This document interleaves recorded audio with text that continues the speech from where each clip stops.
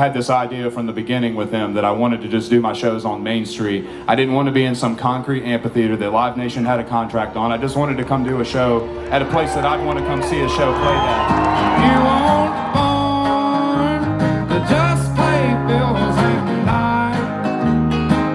All you need is a dog, a shack, a crick in the back, a good home. Immediately, the biggest problem was the isolation and communication between one another because, there were these communities within Yancey and Mitchell County that were hit so hard that there was no way to communicate with anybody really at all unless you had a generator and a Starlink. What we were doing, and with all the roads being cut off, all of our friends and family, we like dirt bikes, and we just all ride dirt bikes. So this was kind of a lawless land at the time, and that's how we got around to bring communication and immediate aid to people was on dirt bikes. People were having to get out of areas on foot. So they could not take their vehicles with them. Roads were impassable. And so the dirt bikes were like this perfect combination for us to get quick supplies and also to bridge the gap in communications between this person's Meemaw, she's okay, and now we can let her know that Meemaw's been checked on, she's got water for a couple days. This was all immediately following the storm within the first week or two. The needs are so far and wide. The ripple effects from everything are huge. There are people struggling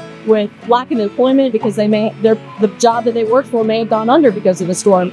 Business owners are really struggling to keep up and keep things going with the way that Spruce Pine was impacted. We don't have the same tourism coming in. The parkways closed off. That's a big problem for us. So the ripple effects are so far and wide. People struggling financially because of that is a huge thing for us as well. Something that ARP is seeing a lot right now is now a lot of things are moving in new construction and home builds because the weather's getting nice. It's not so wet and cold. So that is on the bright side of things. We have been seeing things moving very well. Where folks have the resources, the community has been wonderful in coming together and start getting stuff moving.